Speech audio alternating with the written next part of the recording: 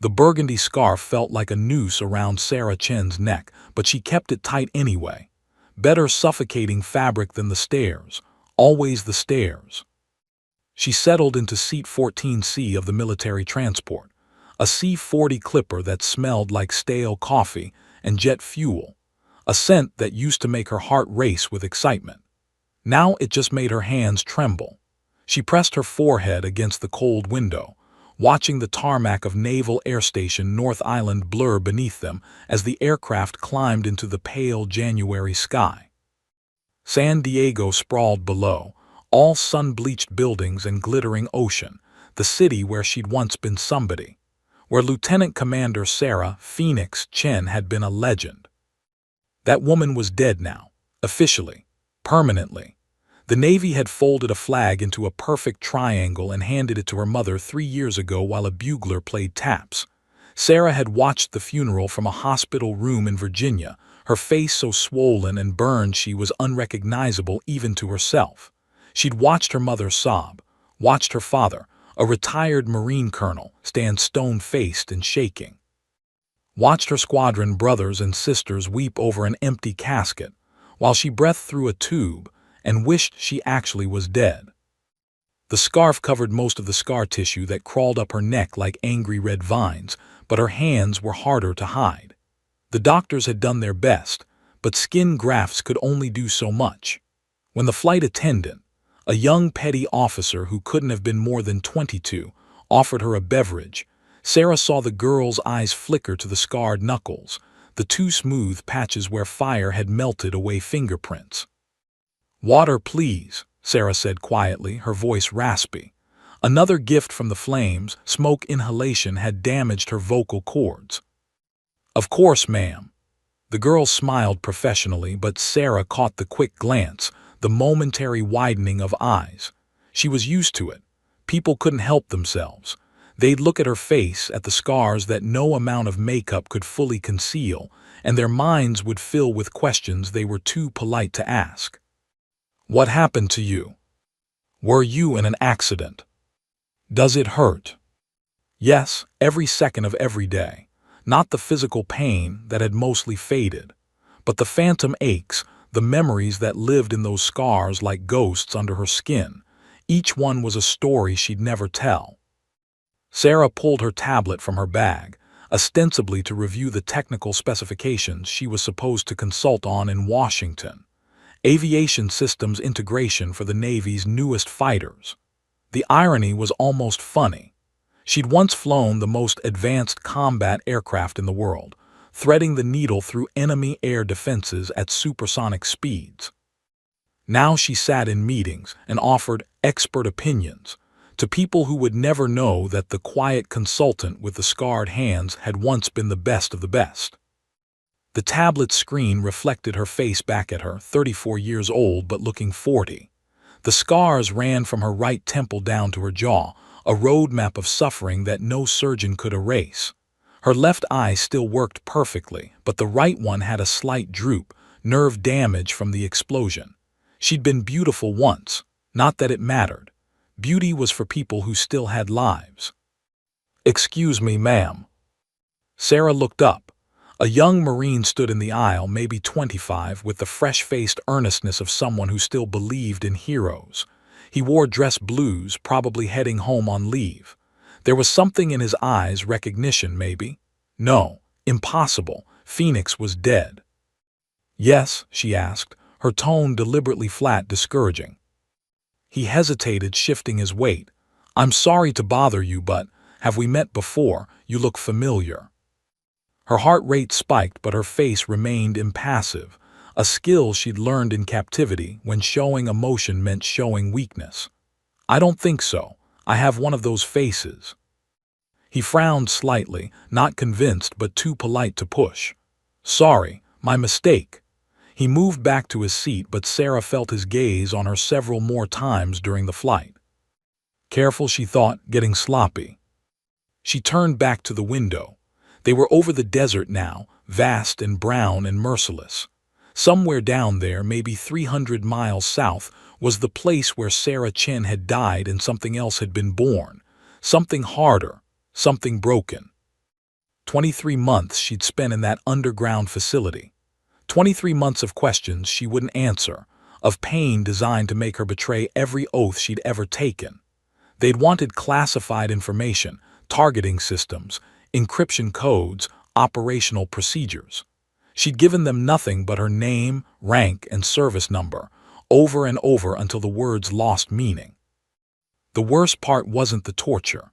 The worst part was the silence after, when they'd leave her alone in the dark for days, weeks, until she'd started to wonder if she'd imagined the whole world above ground. If there had ever been a sky, if she'd ever really flown. But she had escaped.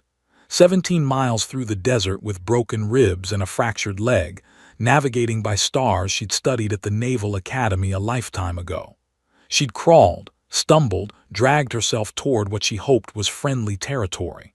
When the CIA finally found her, she'd been delirious, hallucinating, more corpse than woman. They'd offered her everything when she recovered: medals, promotions, a chance to return to the cockpit. "You're a hero," they'd said. "America needs to know your story." But Sarah had looked at herself in the hospital mirror, at the stranger with the burns and the haunted eyes, and she'd known the truth. The woman who'd earned those medals was gone. Phoenix had burned up for real this time, and what remained was just ash. "Let me stay dead," she'd told them, "please." So they had. New identity, new life, new purpose, or at least the illusion of purpose. Technical consulting, advisory roles, teaching people who would actually fly the missions she only dreamed about anymore. The aircraft hit turbulence and Sarah's hands gripped the armrests white-knuckled. Just weather.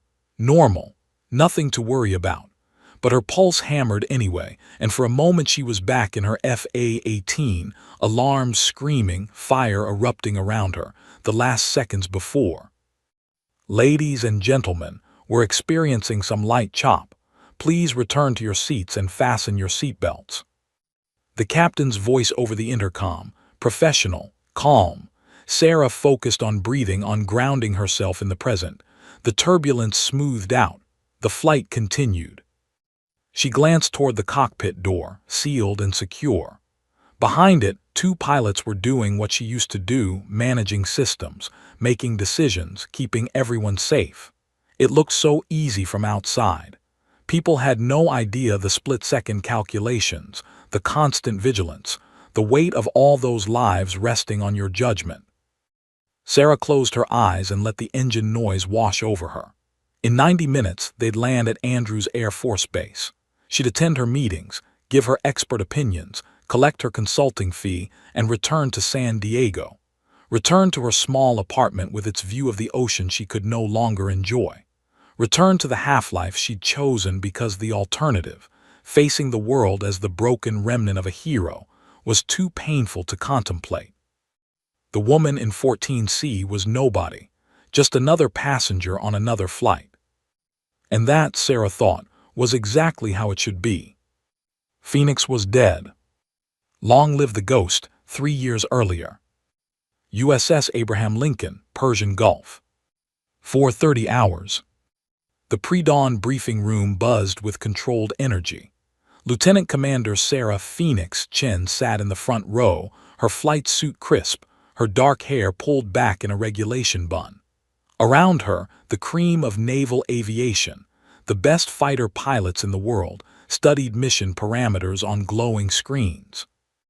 "Operation Silent Thunder is a go," Commander Jack Hammer Morrison announced, his voice cutting through the murmur.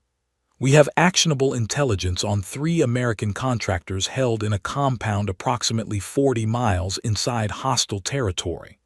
The window is narrow, 6 hours before they're moved to a location we can't touch." Sarah's eyes never left the tactical display. The compound sat in a valley surrounded by mountains, protected by surface-to-air missile batteries and anti-aircraft artillery. The approach vectors looked like threading a needle while riding a motorcycle, blindfolded, at night. She loved it. "Phoenix, you'll fly lead on the strike package," Morrison continued. "Reaper, you're her wingman. Titan and Viper will provide top cover. Goose and Maverick will handle SAM suppression." He paused, looking directly at Sarah. This is a zero-fail mission. Those contractors have families waiting. We bring them home. Yes, sir, Sarah replied, her voice steady. Inside, her heart sang. This was what she'd trained her entire life to do. This was why she'd endured the academy, survived flight school, fought her way into a combat squadron when plenty of people still thought women didn't belong in fighters. Marcus Reaper Williams caught her eye and grinned. He'd been her wingman for 2 years, and they flew together like they shared one brain. Just like the Sims, Phoenix, in and out before they know what hit them. Except the Sims don't shoot back for real, she replied, returning his smile. By 600 hours, Sarah was strapped into her FA-18 Super Hornet, running through her pre-flight checklist with the precision of a concert pianist. The carrier deck roared with activity. Jet engines screaming, catapult officers signaling, the controlled chaos of a floating city preparing to launch its deadliest assets. Phoenix, you are cleared for takeoff, the air boss called. Sarah saluted the catapult officer, pushed her throttles to full military power, and felt the familiar hand of God slam her back into her seat as the catapult fired. 3 seconds later, she was airborne, her Super Hornet clawing into the pre-dawn sky at 300 knots and accelerating. Phoenix is airborne. Reaper, join on me. Roger that, boss, right behind you. The strike package formed up perfectly, 6 aircraft flying in tactical formation, invisible to radar, ghosts in the darkness. Sarah checked her systems one final time. Weapons, armed. Navigation, locked. Threat warning, active. Everything was green. They crossed into hostile airspace at 6:47 hours. Remember, radio silence from here on, Sarah transmitted. We're guests who weren't invited to this party. The flight was smooth for the first 20 minutes. Too smooth. Sarah's instincts prickled, the kind of combat-turned sixth sense that separated the living from the dead. She scanned her threat display constantly, watching for the telltale spike that would indicate radar lock. Phoenix, I've got intermittent radar emissions at 2 o'clock, Reaper called. Looks like a mobile SAM battery. Copy, Goose, you see it. Affirmative, tracking, ready to engage on your mark. They were 10 miles from the target when everything went to hell. The threat warning receiver screamed, multiple radar locks, tracking, missile launch detection. The calm electronic voice filled her helmet. Missile launch, break right, break right. Sarah's hands moved on pure instinct, yanking the stick hard right, punching chaff and flares, pulling 9 Gs in a desperate spiral. The world compressed, blood draining from her head, vision tunneling. She grunted against the pressure, fighting to stay conscious. Phoenix, you've got 2 SA-15s tracking. Reaper's voice was tight with adrenaline. She saw them, white contrails reaching up through the darkness like the fingers of death. Surface-to-air missiles, locked on, closing at Mach 3. The first one bought the chaff, exploding in a brilliant orange fireball 300 feet behind her. The second one was smarter. Goose, take out that SAM sight now. Engaging. Sarah dove hard, trading altitude for speed, jinking left and right, giving the missile's guidance system fits. Her airspeed indicator climbed past 600 knots. The missile stayed with her, relentless, closing. Phoenix, you've got to brake harder. It's still tracking.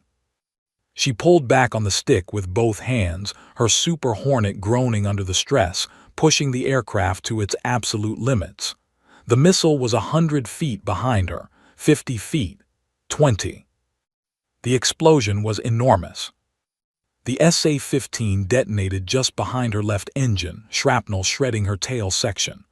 Warning lights lit up her cockpit like a Christmas tree. Fire warnings, hydraulic failure, flight control damage. The aircraft yawed violently to the left, rolling inverted. Phoenix is hit, Reaper's voice cracked with panic. I've got flames, significant damage, Phoenix, eject.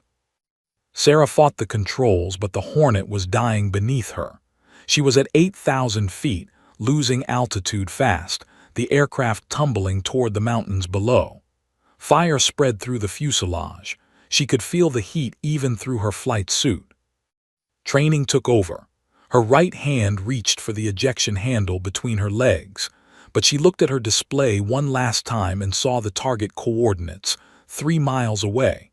3 miles from the contractors who were counting on her. "Reaper, complete the mission," she transmitted, her voice eerily calm. "Get those people home." "Phoenix, no, eject now." "That's an order, Marcus, complete the mission." She had maybe 10 seconds before the aircraft became a fireball. Sarah pulled the ejection handle. The rocket motor beneath her seat fired with the force of a freight train, blasting her clear of the dying aircraft. The wind blast hit like a physical blow, spinning her violently. Her parachute deployed automatically. She felt the sharp jerk as the canopy caught air. Below her, her FA-18 augured into the mountainside and exploded in a rolling ball of orange flame. Above her she heard Reaper screaming, "Phoenix, Phoenix, do you copy, Phoenix?" But Sarah didn't answer. She was too busy watching the ground rush up, watching tracer fire arc toward her parachute, watching armed men emerge from buildings below. She'd survived the ejection. Now came the hard part.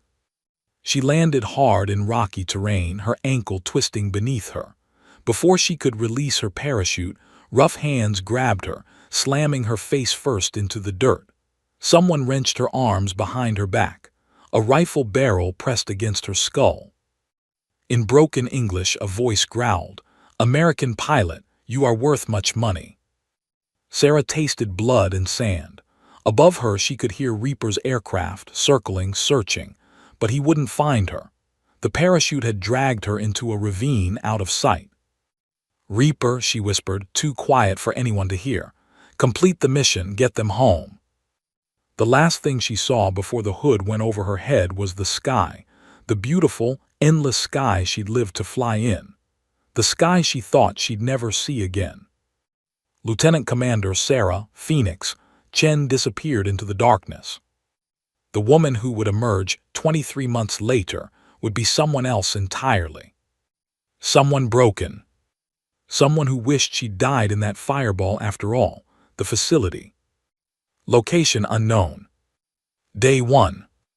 The hood came off, and Sarah blinked against fluorescent lights that stabbed into her skull like ice picks. She was in a concrete room, maybe 10 feet by 10 feet, with a single metal chair bolted to the floor. Her flight suit had been stripped away, replaced by rough cotton that smelled of mildew and fear. A man sat across from her, older, maybe 50, with gray hair and eyes like chips of coal.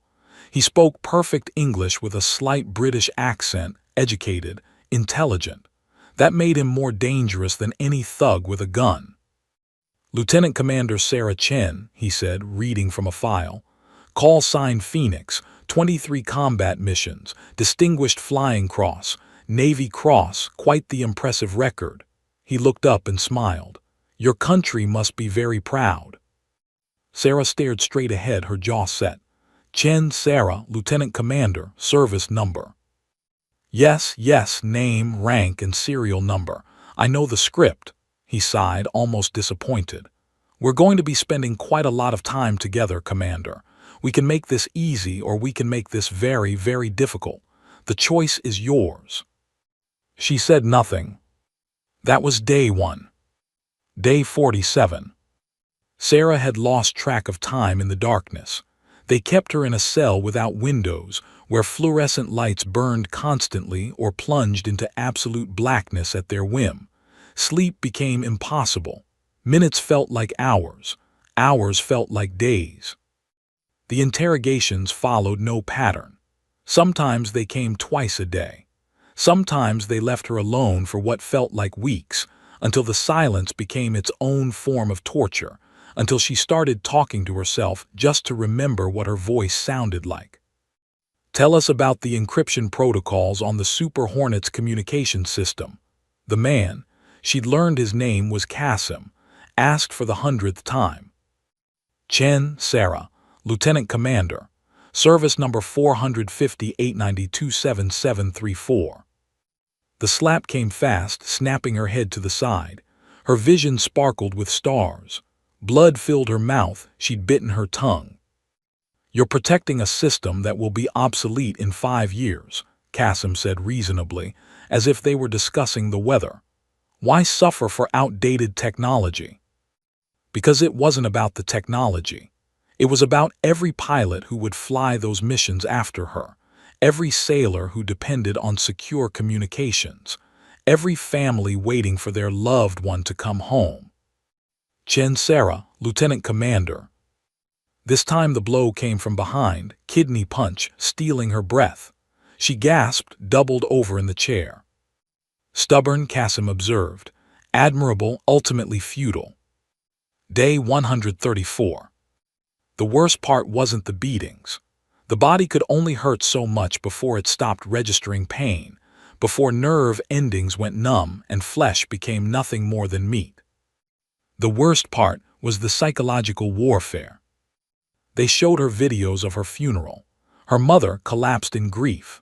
Her father, the unbreakable Marine, with tears streaming down his face. Her squadron mates, people she'd trusted with her life, standing in dress whites as taps played. "They think you're dead," Kasim whispered in her ear. "They've mourned you, moved on. Your wingman, Marcus Williams, did you know he resigned his commission? Couldn't handle the guilt of leaving you behind." Sarah closed her eyes, but the images were burned into her brain. "No one is coming for you, Commander. No one even knows you're alive. You could tell me everything right now and nothing would change. You'd still be dead to the world." Chen Sarah. The waterboarding started on day 134. Day 389. Sarah no longer recognized herself in the cracked mirror they sometimes left in her cell. Her hair, once thick and black, had grown wild and matted. Her face was gaunt, cheekbones sharp enough to cut glass.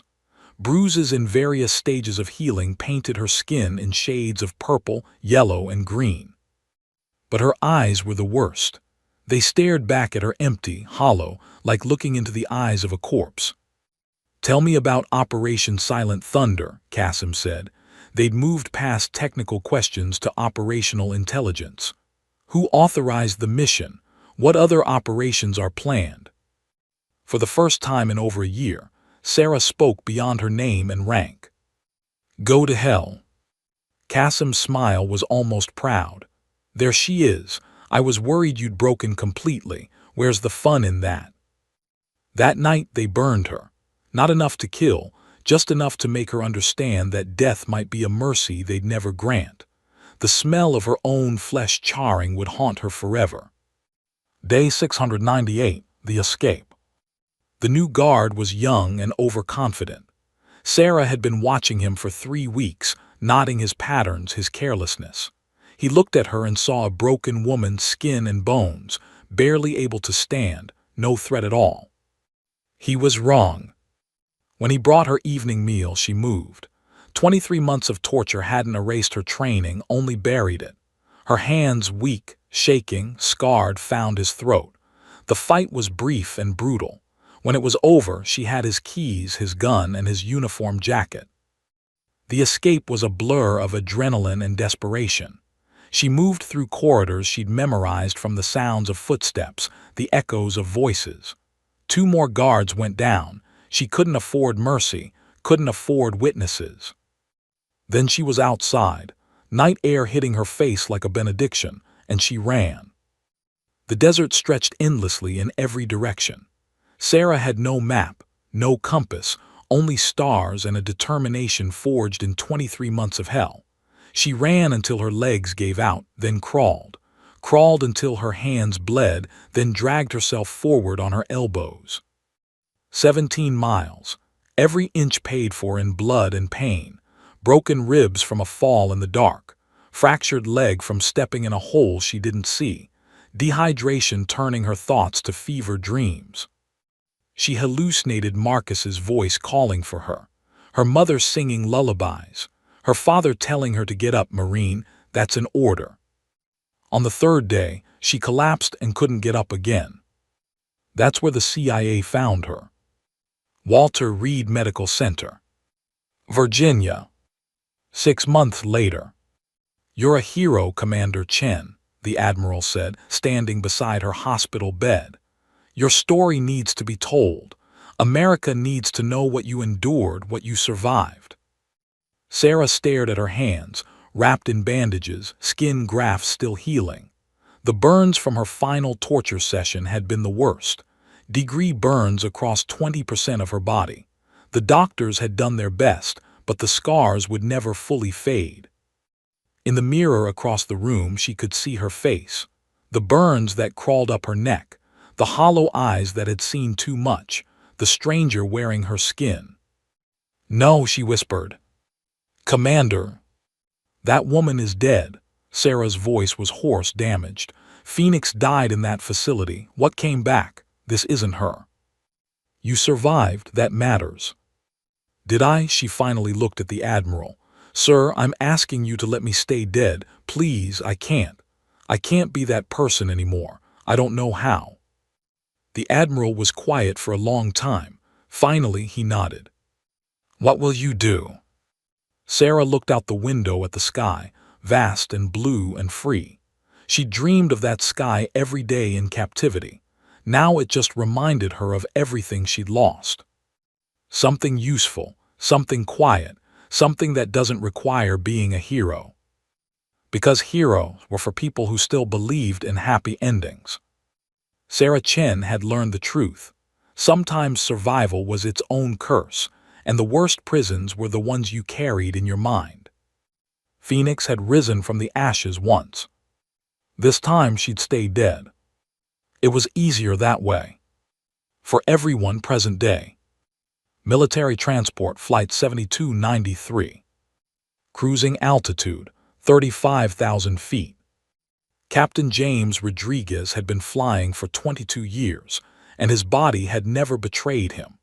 Not during combat missions over Iraq, not during emergency landings in Afghanistan, not during the countless hours of routine flights that made up the unglamorous reality of military aviation. But at 35,000 feet over the Rocky Mountains, his body decided today was the day. The pain started as a dull ache in his chest during pre-flight. He'd written it off as heartburn, too much coffee, not enough sleep. 48 years old meant you couldn't abuse your body like you did at 25. He'd taken an antacid and pushed through. Now, 90 minutes into the flight, the ache had become a vice grip crushing his sternum. "Captain, you're sweating," First Officer Michelle Torres said, her voice tight with concern. She was 31, sharp as a razor, and this was supposed to be a routine milk run to Andrews Air Force Base. Nothing about Rodriguez's gray pallor looked routine. "I'm fine," he lied, adjusting the climate control. But his left arm felt strange, heavy and distant, like it belonged to someone else. Tingling sensation spreading from shoulder to fingertips. Classic warning signs he'd learned about in every safety briefing, signs he was now expertly denying. "Sir, you don't look fine. You look like you're about to." "I said I'm fine, Lieutenant." His voice came out sharper than intended. Rodriguez gripped the yoke tighter, as if willpower alone could hold back the darkness creeping into the edges of his vision. In the passenger cabin, Sarah Chen felt the shift before she saw it. Combat pilots developed instincts that never fully disappeared, the ability to sense when something was wrong even when everything looked normal. The slight irregularity in the engine pitch. The almost imperceptible yaw correction. Someone in the cockpit was struggling. She glanced toward the sealed cockpit door, then back to her tablet. Not your problem, not your world anymore. But her hands had already stopped typing. 3 rows back, Lance Corporal David Martinez couldn't stop staring at the woman in 14C. He'd been trying to place her face for the last hour, and it was driving him crazy. The scars threw him off, but there was something about her profile, the way she held herself, rigid, controlled like coiled steel. His late platoon commander, Captain Richards, had kept a photo in his office, A group shot of fighter pilots on a carrier deck, all swagger and confidence. Richards had pointed to one pilot in particular. That's Lieutenant Commander Sarah Chen, call sign Phoenix. Best damn pilot I ever saw fly. Saved my convoy in Kandahar with a gun run so precise she took out enemy positions 20 meters from our position. 20 meters. She died 3 years ago on a classified op. Real loss. Martinez had studied that photo during the long nights in the desert. Phoenix had become something of a legend among the junior officers, proof that excellence transcended gender, that warriors came in all forms. The woman in 14C turned slightly, and Martinez's breath caught. The angle of her jaw, the way her eyes scanned her surroundings even while appearing to focus on her tablet. The burn scars couldn't hide what his gut was screaming. That's her, that's Phoenix, but she's supposed to be dead. He started to unbuckle his seatbelt, unsure what he'd even say, when the cockpit door burst open. "We need a medical emergency in the cockpit." The flight attendant's voice cracked with barely controlled panic. The professional calm of routine service shattered like glass. Passengers looked up from books and phones, confusion rippling through the cabin. "Is there a doctor on board? We need medical assistance immediately." Sarah's head snapped up. Through the open cockpit door, she could see Rodriguez slumped in his seat, Torres fumbling with her radio headset while trying to support the captain's weight. The fear on Torres' face was unmistakable. She was seconds from losing control. Staff Sergeant Monica Chen, no relation, pushed past passengers toward the cockpit. "I'm a combat medic." She disappeared through the door. 30 seconds later, her voice carried back. "Possible myocardial infarction. He's unconscious, pulse is thready. I need the AED from the emergency kit." Sarah's heart hammered against her ribs. "Not your problem, you're a consultant. A civilian dead." "Ladies and gentlemen, this is First Officer Torres." The voice over the intercom trembled. "We have a medical emergency with the captain. Please remain calm and stay in your seats. We are requesting priority landing clearance." A pause, then quieter almost to herself but broadcast to the entire cabin.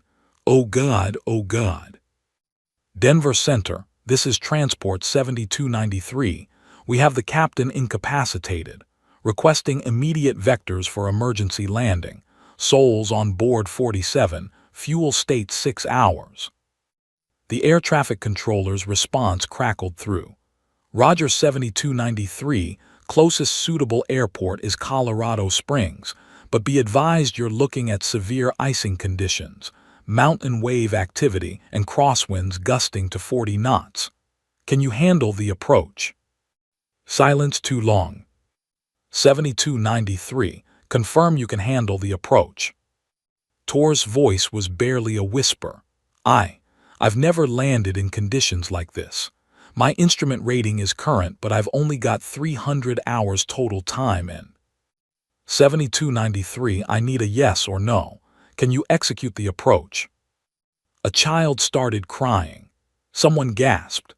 The cabin pressure seemed to drop even though the instruments showed normal.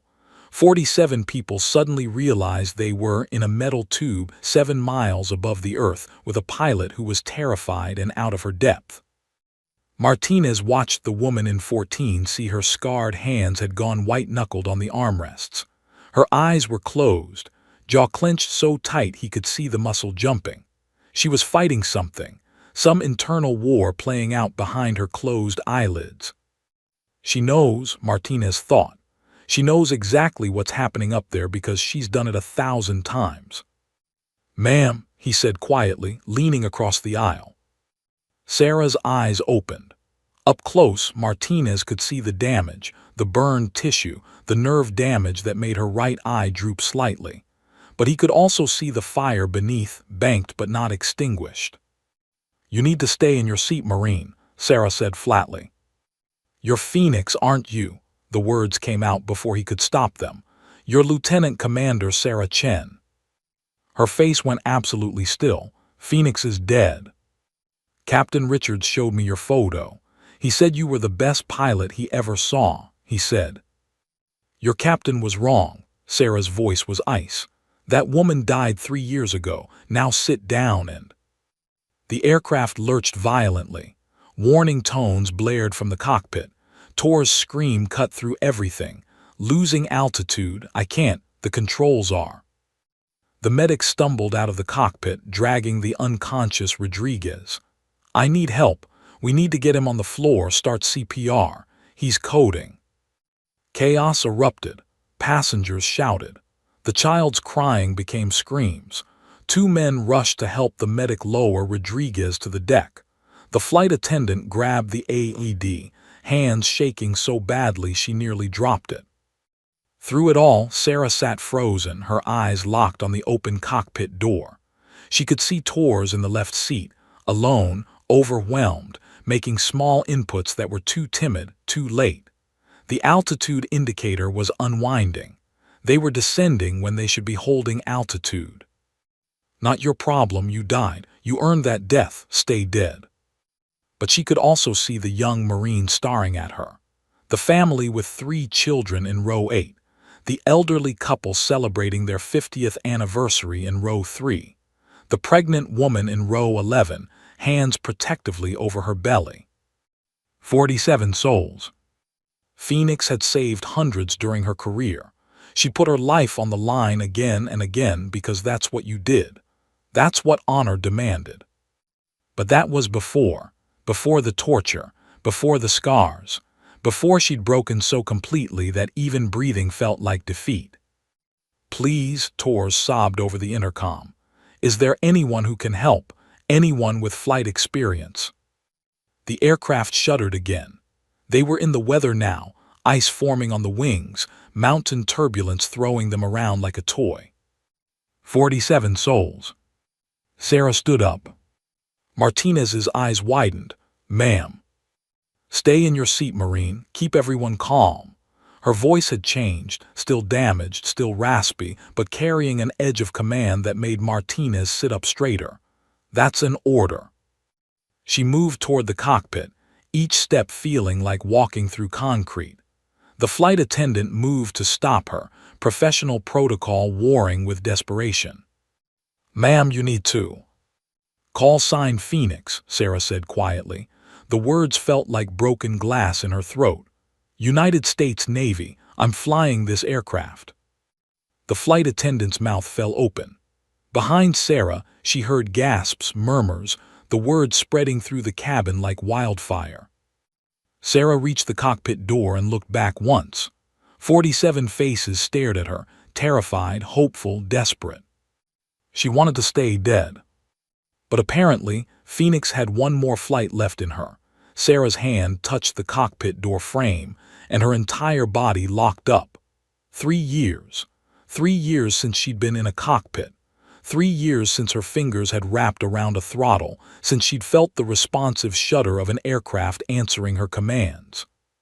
3 years since the fire, the explosion, the screaming alarms that still haunted her dreams.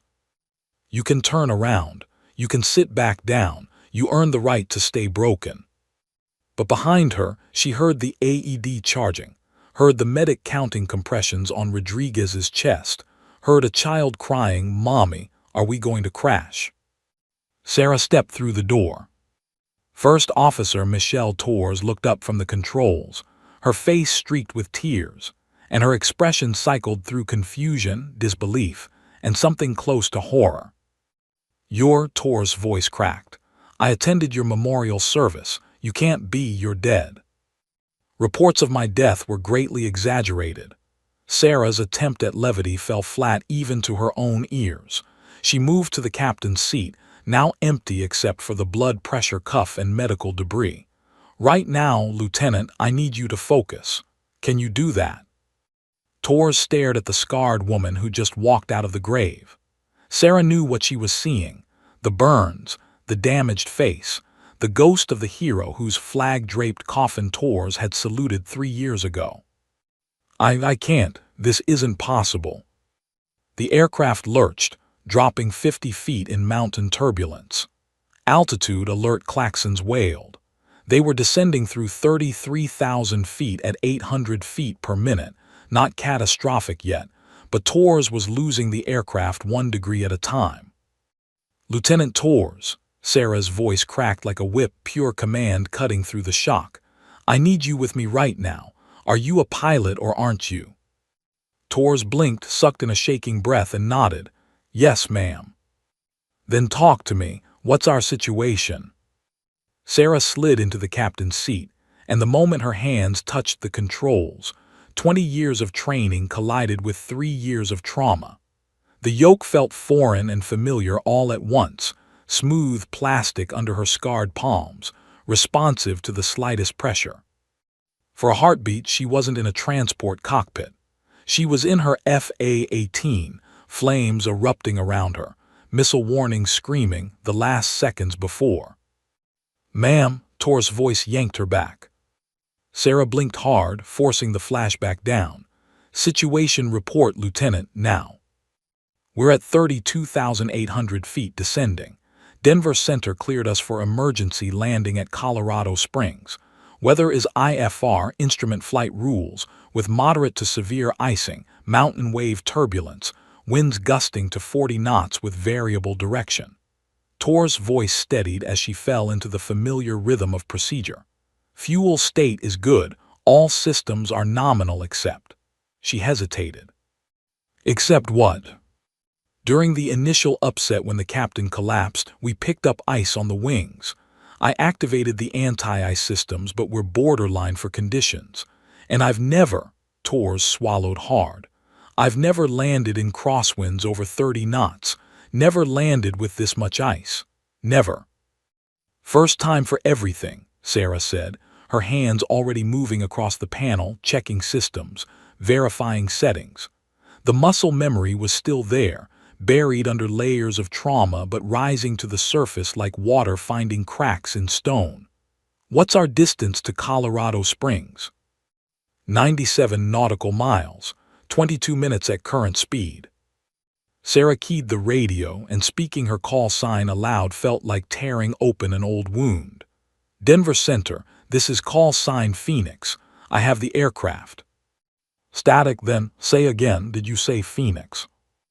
"Affirmative, Denver. Call sign Phoenix, formerly Lieutenant Commander Sarah Chen, United States Navy. I'm rated on multiple military platforms and I'm taking command of this aircraft." Silence stretched for 5 seconds that felt like 5 hours. "Phoenix, your call sign was retired 3 years ago. We have you listed as KIA." "Denver, we can discuss my resurrection later. Right now, I need current weather for Colorado Springs, best approach option given conditions, and I need you to clear everything out of my way. We have a critical medical emergency and 47 souls on board who'd really like to see tomorrow." The controller's voice changed, became crisper, more focused. He'd gone from confusion to mission mode. "Roger, Phoenix. Stand by for weather and approach information." Sarah turned to Torres. "I need you to be my first officer, not my passenger, not my assistant, my first officer. You're going to read instruments, manage systems, and back me up on everything. Can you do that?" Torres looked at this scarred ghost who'd just taken command with the casual confidence of someone who'd done this 1,000 times. "Yes, ma'am, but how are you here? How are you alive?" Long story involving a lot of sand and several very bad decisions. Sarah's hands moved across the controls, making small corrections, feeling how the aircraft responded. The C-40 was heavier than her FA-18, more sluggish, but the fundamentals were the same. "Right now, what you need to know is that I'm qualified, I'm capable, and I'm going to get us on the ground safely." "Phoenix, Denver Center," the radio crackled. "Current weather Colorado Springs, ceiling 800 feet overcast, visibility 2 miles in light snow, winds 280 at 25 gusting to 42 knots, temperature -4 Celsius. Recommend ILS approach runway 35 left. Nearest alternate is Denver International, 75 miles north." Sarah did the calculations instantly. 42-knot gusts with a runway alignment of 350 degrees meant they'd be fighting a brutal crosswind on final approach. The low ceiling meant they'd break out of the clouds with maybe 500 feet to correct and align. The ice on the wings would affect their handling and increase stall speed. "Confirm ILS-35 left," Sarah transmitted. "Request priority handling. You're cleared direct SBRINGS VOR. Descend and maintain 16,000. All other traffic is being vectored clear." Sarah eased the throttles back, beginning their descent. The aircraft responded smoothly, but she felt the sluggishness in the controls, the ice accumulation making the airframe heavier, less responsive. "Tors, I need you to monitor our airspeed like a hawk. Ice is going to want to drop our speed, but we push too hard and we'll pick up more ice. It's a balancing act." "Yes, ma'am. Current airspeed 340 knots. Behind them, they could hear the medics still working on Rodriguez. The steady rhythm of CPR compressions, the AED announcing, analyzing rhythm, the controlled urgency of someone fighting to keep another human alive. Just like Sarah was fighting to keep 47 people alive. The aircraft bucked in turbulence and Sarah's hands moved automatically, correcting, smoothing, compensating. But in her peripheral vision she saw flames, smelled smoke, heard alarms that weren't really there. "Ma'am, you okay?" Tors had noticed her white-knuckled grip on the yoke. "I'm fine," the lie came automatically. "How's our ice accumulation?"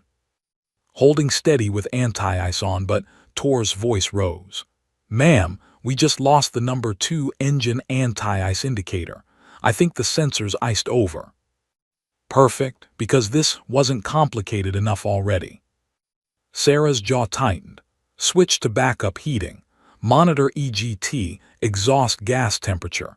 If that engine starts running cold, we'll know we have a problem. They descended through 25,000 feet. The mountain peaks of the Rockies rose around them like teeth, snow-covered and beautiful and deadly. Sarah had flown through worse, enemy territory at night with Sam's tracking, but this felt different. Then, she'd only had herself to lose. Now, 47 people were counting on hands that still shook, on a mind that still saw ghosts, on a pilot who died in the desert and wasn't sure she'd ever really come back. "Phoenix, Denver, you're cleared to 12,000. Contact Colorado Springs approach on 125.35. Roger, 125.35. Sarah changed frequencies and the new controller came on immediately. "Phoenix, Colorado Springs approach. We have you on radar descending to 12,000. Say your qualifications and flight experience." For the first time in 3 years, Sarah let herself remember who she'd been. 20 years military aviation, 3,000 hours fighter time, multiple combat deployments, carrier qualified, every emergency you can imagine and a few you can't. "Copy that, Phoenix. We'll get you down. Turn right heading 160, vectors for ILS-35 left." Sarah banked the aircraft, feeling the ice-heavy wings resist, then comply. Tors called out altitudes. Behind them the medic's voice. "He's back. Weak pulse, but he's back." One crisis stabilized. Now Sarah just had to land a heavy transport in conditions that would challenge any pilot, while fighting demons that whispered she should have stayed dead. "Tors," Sarah said quietly, "I need you to know something." "Ma'am." "I haven't flown in 3 years, haven't touched controls since the day I was shot down." She took a breath. "So if I start to lose it up here, I need you to pull me back. Can you do that?" Tors looked at this broken hero, this ghost who'd walked out of the past to save them, and nodded. "We're going to make it, ma'am. I know we are." Sarah wished she shared that confidence. But Phoenix had always flown on determination, not certainty. Time to see if she still remembered how. The aircraft descended through 12,000 feet, and Sarah's world narrowed to instruments, procedures, and the battle raging inside her skull. Every gauge she scanned brought back memories. Every switch she touched was a ghost of missions past. The artificial horizon showed wings level, but in her mind's eye, she saw her FA-18 rolling inverted, flames painting the canopy orange. Phoenix, turn left heading 120, descend and maintain 10,000. Sarah's hand moved to comply, then froze. The throttles. She was staring at the throttles, and suddenly they weren't throttles anymore. They were the ejection handle she'd pulled 3 years ago, the last act of the pilot she used to be. "Ma'am," Tor's voice cut through the fog, "they need us to turn to 120. Sarah blinked hard, forced her hand to the yoke. "Roger, left to 120, descend to 10,000. The turn was smooth, professional. No one would know that for 3 seconds. She'd been somewhere else entirely, strapped into a dying fighter, watching the altimeter unwind while enemy guns tracked her parachute. Colorado Springs altimeter 29.92, you're 18 miles from the outer marker. Reduce speed to 210 knots. Reducing to 210, Sarah confirmed, pulling the throttles back. The engine spooled down and the aircraft decelerated. She felt every vibration, every subtle change in the airframe's behavior. The ice was still there, adding weight, changing the aerodynamics in ways that could kill them if she misjudged. In the cabin, Martinez had taken charge of keeping passengers calm. He'd seen enough combat to recognize when people needed leadership, needed someone to tell them everything would be okay, even if it might be a lie. "Ladies and gentlemen, I'm Lance Corporal Martinez, United States Marine Corps." His voice carried authority beyond his 25 years. "The woman who just entered the cockpit is one of the finest pilots this country has ever produced. We're in good hands. I need everyone to review the safety card in your seat pocket, make sure your seat belts are tight, and brace positions will be called if needed." An older man, maybe 60, called out, "Who is she? What's her name?" Martinez looked toward the cockpit, remembering the photo in Captain Richards' office, remembering the stories of impossible missions and death-defying saves. "Her name is Phoenix, sir, and legends don't die, they just come back when you need them most." In the cockpit, Sarah was anything but legendary. She was terrified. "Approach, what's the current wind check?" she asked, her voice steady despite the tremor in her hands. "Wind 290 at 28, gusts to 43. Runway 35 left gives you about a 30-degree crosswind component." Tor's eyes widened. "Ma'am, that's approaching the aircraft's maximum demonstrated crosswind component." "I know," Sarah's jaw set. "We'll manage. What's Rodriguez's status?" Tor's keyed the intercom. "Medical team, what's the captain's condition?" The medic's voice came back strained. "Stabilized but critical. He needs a hospital ASAP." "Copy that." Sarah switched back to approach control. "Colorado Springs, be advised we need emergency medical standing by. Heart attack victim, critical condition." "Roger, Phoenix. Emergency services are rolling. You're 10 miles from the outer marker. Turn left heading 90. Maintain 10,000 until established on the localizer. Cleared ILS runway 35 left. Left to 90. Maintain 10,000 until established. Cleared ILS 35 left." Sarah turned to Tors. "Okay, here's how this works. I fly, you back me up. Call out every altitude, every airspeed deviation, every warning light.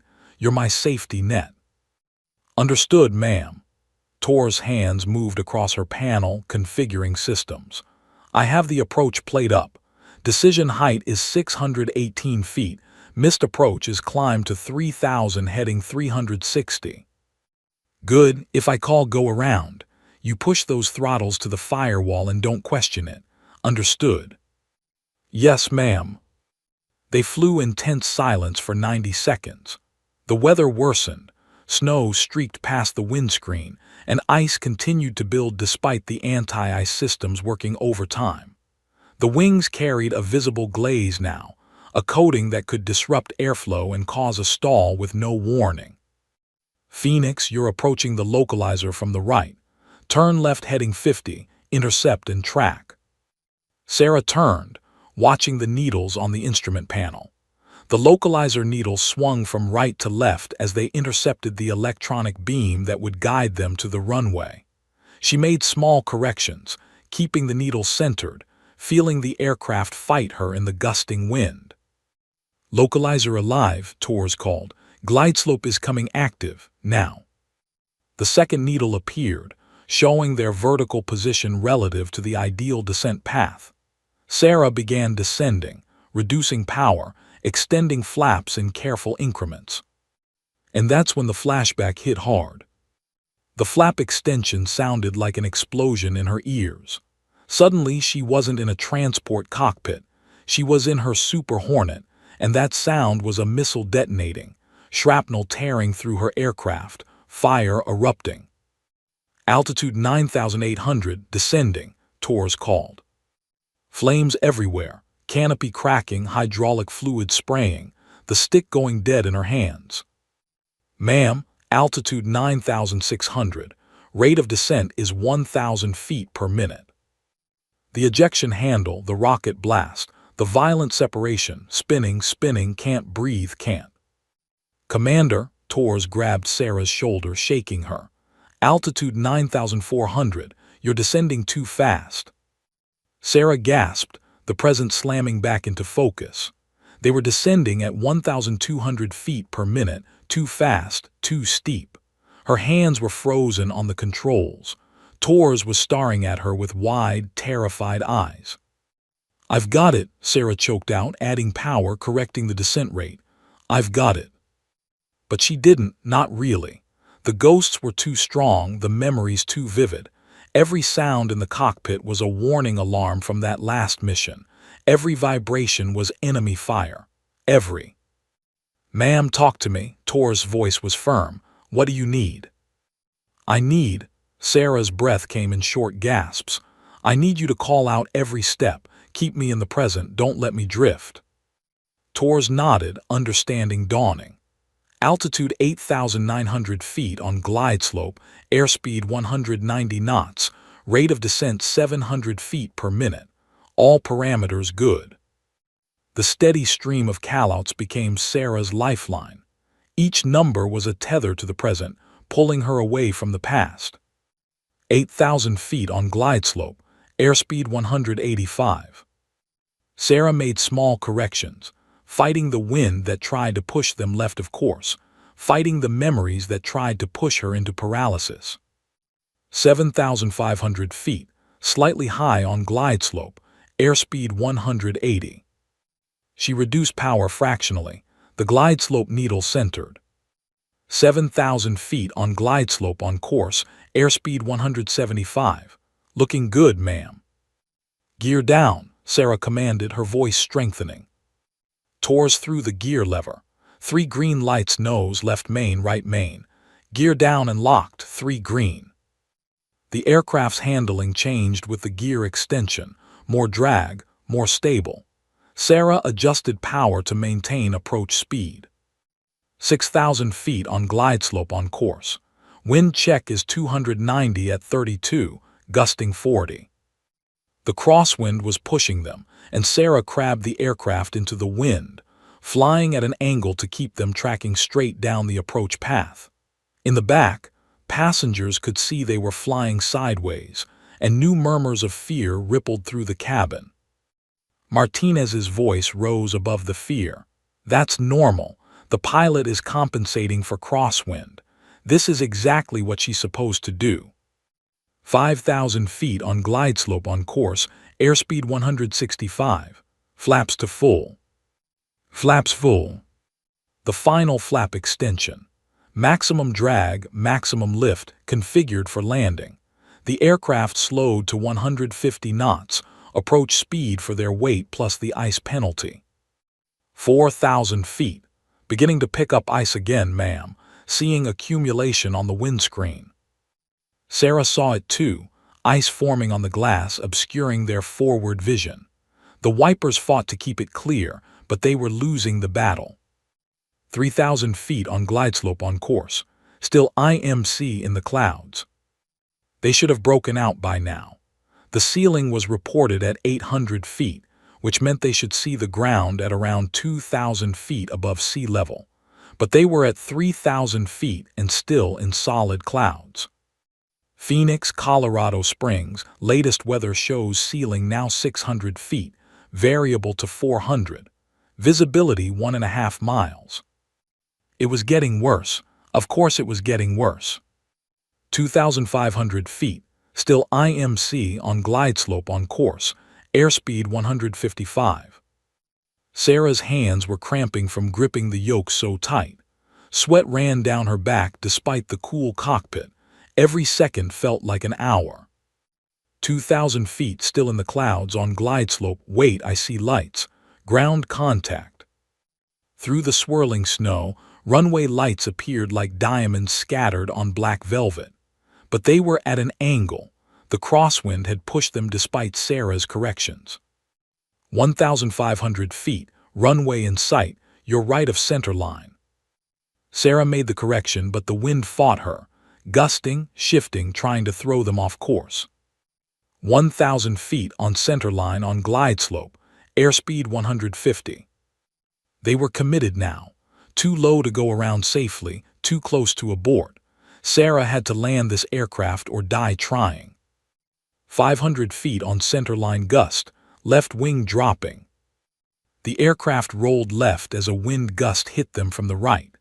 Sarah countered instantly, full right aileron, but they were low, so low, and the runway was rushing up fast. Decision height.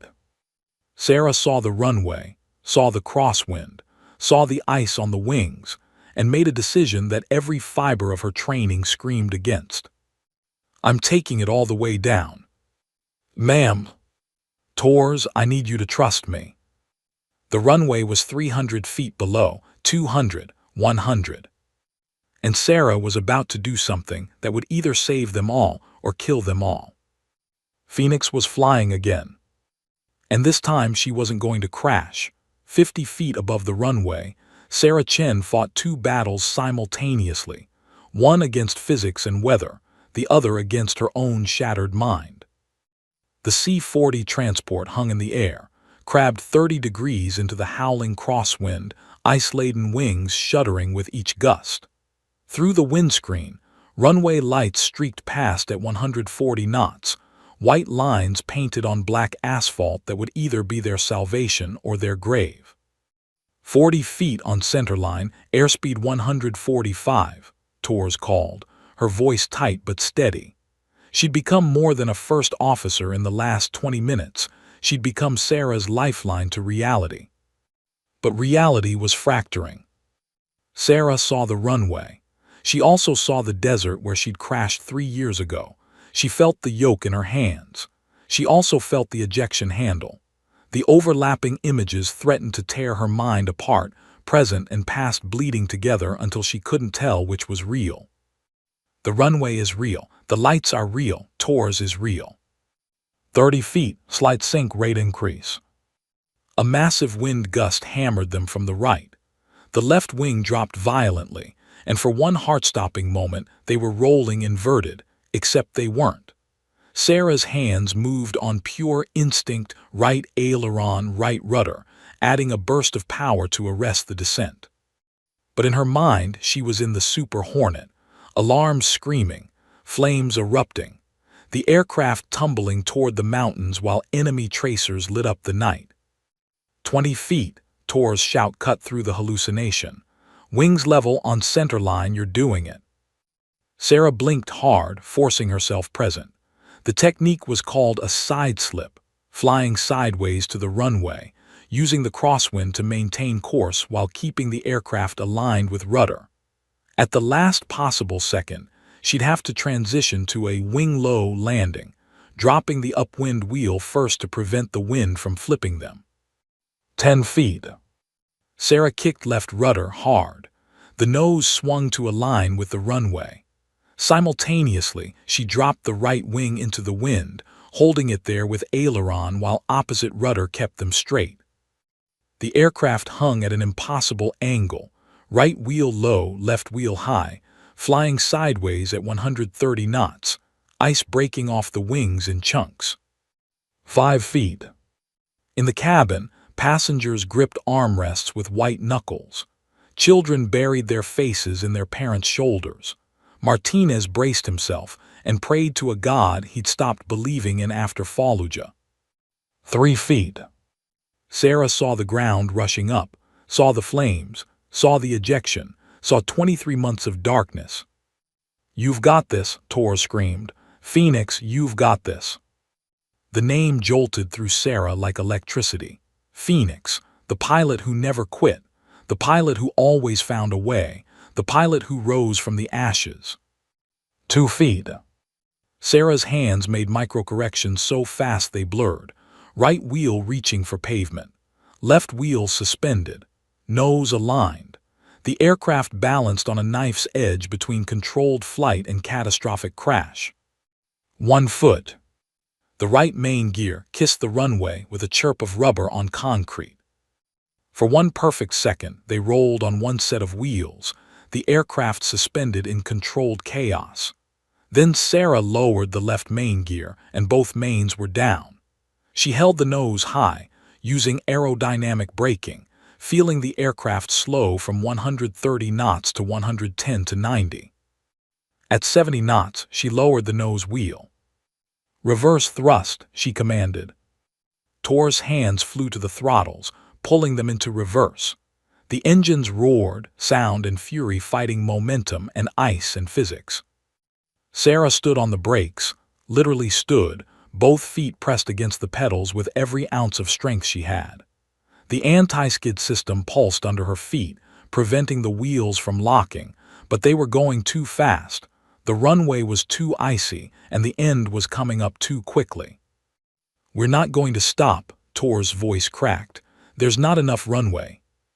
The end of the pavement loomed ahead, 3,000 feet, 2,000 feet. They were still doing 40 knots. Beyond the runway, Sarah could see the arresting barrier installed for emergencies, thick cables designed to catch fighter jets. "We're too heavy. Those cables will rip the landing gear off." 1,000 feet to the barrier, 35 knots, still too fast. Sarah made a decision.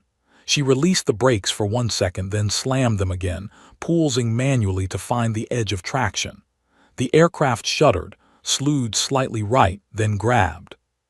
500 feet, 25 knots. "Come on, come on, come on," Sarah whispered, a prayer to machine that had carried them through hell. 300 feet, 20 knots. The barrier's emergency lights glowed red in the darkness. If they hit it. 200 feet, 15 knots. Torres was crying, hands braced against the instrument panel, waiting for impact. 100 feet, 10 knots. The aircraft rolled slower, slower. 50 feet from the barrier, they stopped. Complete silence. Even the engines seemed to hold their breath. Then Tor's voice, barely a whisper, "We're down. Oh my God, we're down." Sarah's hands were still locked on the yoke in a death grip. She tried to release them, but they wouldn't move. 3 years of fear and trauma had frozen them in place. "Ma'am," Torres looked over. "Commander Chen, Sarah." The use of her first name broke through. Sarah's hands released. They were shaking so violently she had to put them in her lap, but she'd done it. She'd actually done it. "Colorado Springs Tower, Transport 7293 is safely on the ground." Tor's voice trembled with relief and disbelief. "Requesting immediate medical to our position." "Roger 7293. Emergency vehicles are rolling." That was one hell of a landing. In the cabin, there was a moment of stunned silence. Then someone started clapping. Someone else joined. Within seconds, the entire passenger compartment erupted in applause, tears, and prayers of thanks. The medic appeared in the cockpit doorway. "Captain Rodriguez is stable. We need to move him now." Sarah nodded mutely. She tried to stand, but her legs wouldn't support her. The adrenaline that had kept her functional for the last 30 minutes was draining away, leaving behind exhaustion so profound she could barely breathe. Tors reached over and gripped her shoulder. I don't know who you are now or what happened to you, but I know who you were just now. You were Phoenix. You saved 47 lives. I almost killed 47 people, Sarah said hoarsely. Did you see my hands shaking? Did you see me freeze up? I could barely hold it together. But you did hold it together. That's what matters. Emergency vehicles surrounded the aircraft, their lights painting the snow-covered runway in red and blue. Paramedics rushed aboard, extracting Rodriguez on a stretcher. Passengers began deplaning, many stopping to look toward the cockpit to try to see the woman who'd brought them home. Martinez pushed through to the cockpit door. He stood at attention and saluted, crisp, perfect, the kind of salute you give a hero. Permission to speak, ma'am. Sarah looked at this young Marine who'd recognized her, who'd believed in her when she didn't believe in herself. Granted. Captain Richards, my who showed me your photo, he told me something before he died. He said the measure of a warrior isn't whether they feel fear, it's whether they fly anyway. Martinez's eyes were wet. You were terrified up here, I could see it, but you flew anyway, that's what makes you Phoenix. Sarah's throat tightened. For 3 years she'd told herself she was broken beyond repair, that the pilot who'd earned that call sign had died in the desert, that Phoenix was a lie. But maybe she'd been wrong. The airport operations vehicle pulled up, and a figure emerged, salt and pepper hair, navy dress blues, the bearing of a man who'd spent his life in command. Captain Marcus Reaper Williams, her former wingman, stood in the snow, staring up at the aircraft. Sarah's breath caught. Marcus, the man who'd watched her die, the man who'd spent 3 years living with the guilt of leaving her behind. She stood on shaking legs and walked to the door. The stairs were lowered. She descended slowly, each step an act of will, until she stood on the tarmac facing the man who'd been her closest friend. Marcus's face was a mask of shock, grief, and something close to awe. Hey, Reaper, Sarah said quietly. Sorry I missed my own funeral. His composure shattered. He closed the distance in 3 strides and pulled her into a crushing embrace. Sarah felt him shaking, felt tears on his neck, heard him whisper over and over, I'm sorry. I'm so sorry. I looked for you. I looked for you. I know, Sarah said, and for the first time in 3 years she let herself cry. Not tears of pain or shame, but of release. I know you did. They stood in the falling snow while emergency crews worked around them, while passengers watched, while Tors looked on from the cockpit with tears streaming down her face. Finally, Marcus pulled back, his hands on Sarah's shoulders. The Navy will want to debrief you. The media will go insane. There'll be questions, investigations, congressional hearings probably. I know. Are you ready for that? Sarah looked back at the aircraft, battered, ice-covered, but safely on the ground. She thought about 47 people who would see tomorrow because she'd found the courage to fly one more time. No, she said honestly. I'm not ready. I'm broken, Marcus. I'm scared. I wake up screaming. I see fire when I close my eyes. But maybe broken pilots can still fly. She met his eyes. Maybe Phoenix doesn't mean you never fall. Maybe it means you get back up anyway. Marcus smiled, the first real smile she'd seen from him in forever. There's someone who needs to see you, someone who's been waiting 3 years. Who? A car pulled up and an older woman emerged. Gray hair, eyes red from crying, wearing a Navy mom's jacket. Sarah's mother. And Sarah Chen, Lieutenant Commander, call sign Phoenix, the pilot who died and somehow come back, walked toward her mother through the snow, ready to face whatever came next. Because Phoenix had risen from the ashes one more time. And this time she wasn't going to hide. Sarah's mother, Helen Chen, stood motionless beside the black sedan, her hand pressed against her mouth, eyes wide with disbelief. The snow fell between them like a curtain separating the living from the dead. Mom, Sarah whispered, the word catching in her throat. Helen took one trembling step forward, then another. Then she was running, and Sarah was running, and they collided in the middle of the snow-covered tarmac with enough force to knock the breath from both of them. My baby girl." Helen's voice broke on every syllable. Her hands moved across Sarah's face, touching the scars, the burns, mapping the damage. "They told me you were dead. They gave me a flag. I buried an empty coffin. I know, I'm sorry. I'm so sorry." Sarah held her mother like she was drowning, like Helen was the only solid thing in a world that had become untethered. "I couldn't come back. I was too broken. I thought it would be easier for everyone if I stayed dead." Helen pulled back, gripping Sarah's shoulders hard enough to bruise. Her eyes, the same dark eyes Sarah saw in the mirror, blazed with an emotion somewhere between fury and devastating love. "Easier?" Helen's voice shook. "Do you know what it did to me? What it did to your father before she stopped, and Sarah saw the truth in her mother's face. "Dad?" Sarah's world tilted. "Where's Dad?" "Heart attack, 8 months after your funeral." Helen's tears carved tracks through the snow melting on her face. "The doctors said it was cardiac arrest, but I knew it was grief. You were his whole world, Sarah, his little warrior, and when they told him you were gone." Sarah's legs gave out. She would have fallen if Marcus hadn't caught her from behind, supporting her weight while she processed this new devastation. Her father, retired Marine Colonel James Chin, the man who'd taught her to fly kites and then fighter jets, the man who'd stood stone-faced at her commissioning while his eyes shone with pride, was gone. Because of her. "I killed him," Sarah gasped. "I killed Dad." "No." Helen's voice was steel wrapped in silk. She cupped Sarah's scarred face in both hands, forcing eye contact. "The people who shot you down killed him. The people who tortured you killed him. You survived. You fought. You came home. Don't you dare dishonor his memory by claiming responsibility for evil done by evil people." Behind them, news vans were arriving, drawn by reports of the emergency landing and rumors that a dead pilot had risen from the grave. Camera lights cut through the darkness. Reporters shouted questions.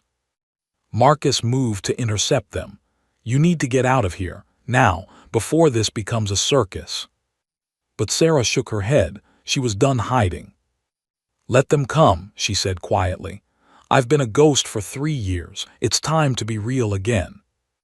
A reporter broke through the line, young, ambitious, microphone thrust forward. "Commander Chen, is it true you've been alive for 3 years? Where have you been? Why didn't you come forward?" Sarah looked at the camera, at the red recording light, at her reflection in the lens. Scarred, damaged, alive. "I was captured, tortured, I escaped. When I came back I was—" She paused, searching for the right words. "I was ashamed. Ashamed of being broken. Ashamed that I wasn't the hero everyone remembered. So I hid. I told myself I was doing it for everyone else, but really I was doing it for me. Because facing the world as damaged goods felt harder than staying dead." And now another reporter called. "What changed?" Sarah turned to look at the aircraft behind her, battered but safe. Its passengers alive because she'd found the courage to fly one more time. 47 people needed a pilot, and I realized that broken doesn't mean useless. Scared doesn't mean incapable. Phoenix doesn't mean you never fall. It means you get back up. A commotion at the aircraft stairs drew everyone's attention. Passengers were deplaning, many stopping to look towards Sarah. The pregnant woman from row 11 approached, tears streaming. "I don't know how to thank you," she said, placing Sarah's scarred hand on her swollen belly. "My daughter is going to meet her father because of you. He's deployed in Korea. We were flying to see him before deployment ends." The elderly couple from row 3 came next, the husband supporting his wife who could barely walk. 50 years married today," he said. "We thought we'd die on our anniversary. Instead, we get to celebrate because you remembered how to fly." One by one, passengers approached, each one a life saved, each one a reason to stop hiding. The young Marine, Martinez, was last. He didn't speak. He simply rendered the sharpest salute Sarah had ever received. She returned it and felt something inside her chest, something that had been frozen for 3 years, begin to thaw. A black SUV pulled up, and a man in navy dress blues emerged. Rear Admiral Patricia Morrison, no relation to Sarah's former squadron commander, walked with the bearing of someone used to commanding respect. "Commander Chen, I'm afraid we have a lot to discuss." Her tone was professional, but her eyes held something softer. "Medical evaluation, psychological assessment, debriefing on your captivity, questions about why you chose to remain hidden." "I understand, ma'am."